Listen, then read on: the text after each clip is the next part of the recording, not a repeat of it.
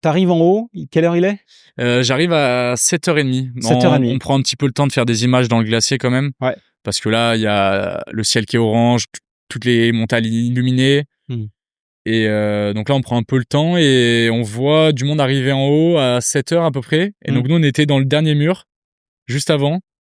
Et donc là, je commençais à avoir beaucoup d'excitation malgré un peu la fatigue. J'avais envie d'arriver en haut quand même. Ouais. Donc là, j'ai un peu tracé. Théo me dit, attends, on va accrocher la caméra avec un clamp sur le vélo pour faire des plans un peu créatifs. On fait 2-3 trucs comme ça et après, je lui dis, bon là, faut que je monte. Je peux plus attendre. Ouais. Faut que j'arrive en haut. Ouais. Donc, t'arrives en haut 7h30. Le départ est aux alentours de 9h. Ouais. Qu'est-ce que tu fais pendant ce laps de temps? Pendant ce laps de temps, j'ai commencé par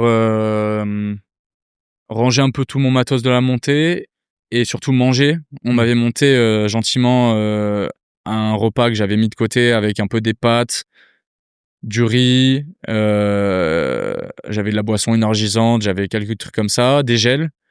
Et là, en vrai, je me suis surtout alimenté.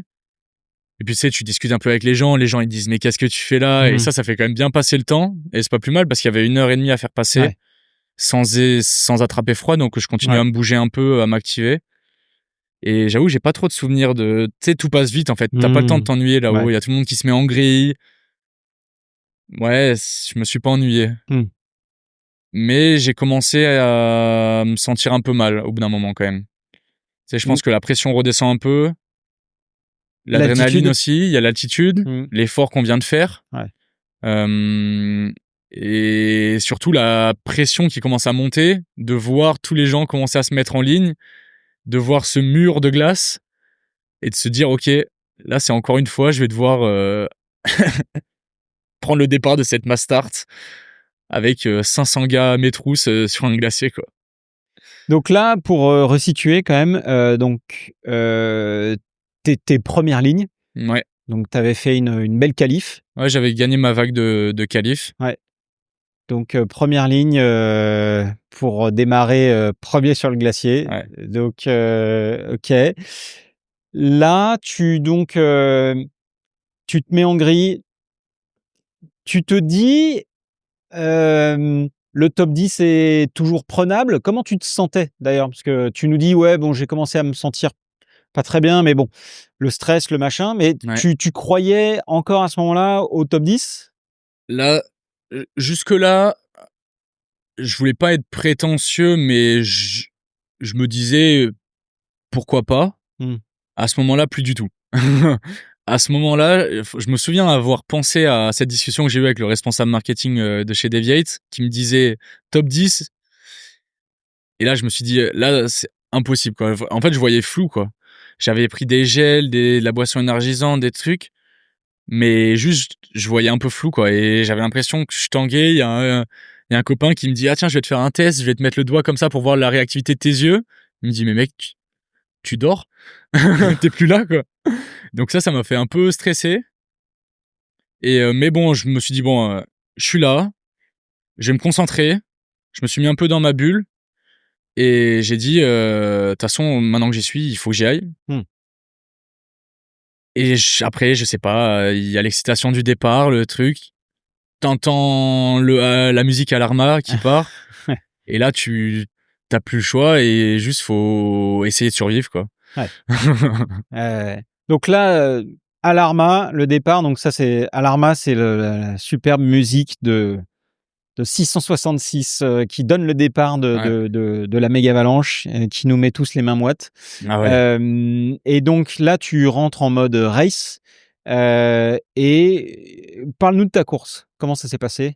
Ma course, je vais essayer de pas redire ce que je dis dans le documentaire. Mais j'en avais discuté un peu avec des amis qui font aussi la course et la conclusion ça a été faut gérer. Si je veux arriver en bas, faut que j'ai des stratégies sages. Donc c'est-à-dire que je suis dans la roue de quelqu'un, il y a pas la possibilité de doubler, je prends pas de risque, quoi. Je reste dans sa roue et je me repose jusqu'au moment où si ça va bien, je double, sinon je reste derrière et ce sera très bien. Et donc, je sors du glacier dans les 15 premières positions, je dirais. Et Et donc, je suis content que ce soit fini et que je sois pas loin, quoi. 15, j'estimais que c'était correct et que si je finissais dans les 15 premiers, j'étais content. Et donc là, je roule vraiment tranquille en suivant des gens.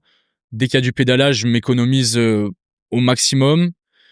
Et ouais, je fais aucune folie, quoi, jusqu'à la longue traversée où là, on commence à avoir un rythme. Je me dis, c'est quand même bien lent, mais je me dis, autant si je vais plus vite, je vais craquer. Et puis donc, je reste dans un rythme tranquille, en mode vraiment repos, jusqu'à ce que Damien Othon nous rattrape et commence à crier un peu derrière. Et donc Damien Othon, quand on va pas assez vite pour lui, il le fait comprendre. Il nous l'a fait comprendre. Moi, je me suis décalé, je l'ai laissé passer. Et je me suis dit, bah, ce serait con de pas saisir cette opportunité de le suivre, quoi. Et donc là, j'ai dit, bon, ben, au pire, je craquerai. J'essaie de prendre sa roue. Kylian Bron aussi me double. Et donc là, ouais, j'ai dit, bon, ben, j'y vais. Les deux, ils savent ce qu'ils font. Peut-être que j'arriverai pas à les suivre, mais c'est mon moment de faire une belle course, quoi. Et donc là, j'ai sauté dans leur roue juste avant le col, la relance du col. Et j'ai commencé par me dire j'essaie de les suivre jusqu'à me dire bon ben en fait ça va. Je suis pas mal. Donc j'ai pris la roue de Damien que j'ai doublé dans cette relance là. J'ai pris la roue de Kylian, je me suis retrouvé à côté de lui à lui dire bon, je suis à côté de Kylian, il a l'air à fond, je suis à fond mais ça va. Qu'est-ce que je fais? Et à ce moment-là, je suis resté dans sa roue pour la partie suivante. Je lui ai dit t'affole pas, je vais pas te doubler, fais ce que t'as à faire, moi je te suis. Je te fais confiance. Et puis après, on est descendu ensemble jusqu'en bas, hein. Ça, c'est un moment qui restera quand même gravé. On a fait toute la partie ensemble et alors, il a peut-être pas perçu pareil, mais moi derrière, c'était un vrai kiff, quoi. Je me sentais lucide, il me menait, il m'a imposé un rythme qui était bien plus soutenu que ce que j'avais anticipé. Mais vu que j'arrivais à suivre, j'ai pris un plaisir monstre jusqu'en bas. Et voilà. Ce qui me laisse et ce qui, j'imagine, vous laissera, vous qui nous écoutez aussi, un peu circonspect, c'est tu nous parles quand même de 2 pilotes qui sont des machines, dont on dit déjà que donc Damien Othon, en termes d'entraînement, c'est une machine. Moi, tu me dis Hugo Pigeon, Damien Othon, c'est à peu près les mêmes. Même si petit avantage quand même pour Hugo Pigeon. Dernièrement. Mais Kylian aussi, qui roule toute l'année et qui est un pilote exceptionnel. Ouais. Et là, tu nous dis que quand même, à ce moment-là, dans une partie qui monte ses côtes, enfin non, c'est un col, quoi, donc il monte pas mal.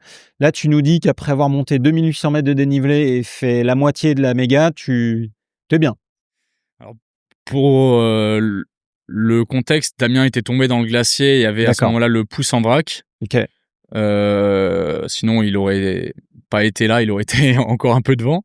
Kylian était parti 4e ligne et après en avoir discuté avec lui, en fait, il a vraiment fait l'effort pour revenir sur notre groupe dans le glacier et juste après le glacier. Et donc, je pense que là, il a laissé des plumes aussi. Et pour revenir à mon feeling à moi, je suis rentré dans un état de flow que je connais puisque c'était pas la première fois que ça m'arrivait.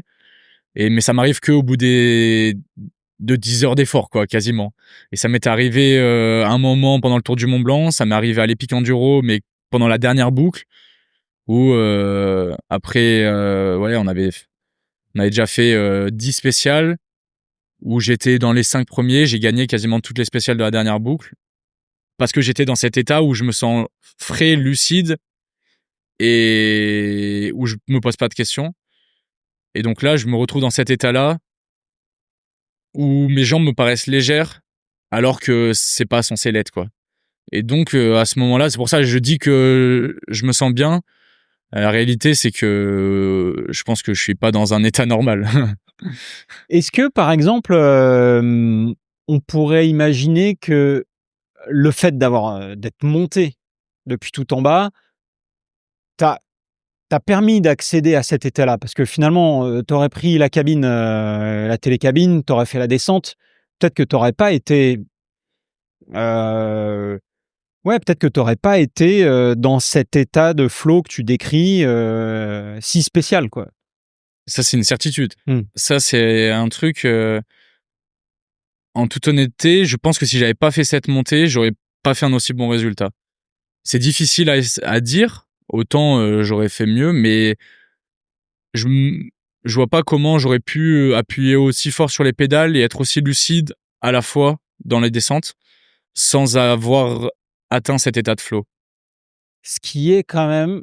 C'est paradoxal. Hein, ouais, non, mais c'est effectivement dur à comprendre. Peut-être que des spécialistes de l'entraînement, de la psychologie, de la prépa mentale pourront nous éclairer, j'en sais rien, mais c'est quand même fou de se dire que t'es quasi à ton niveau de performance optimal en t'étant tapé 2800 mètres de dénivelé positif avant le départ de la course.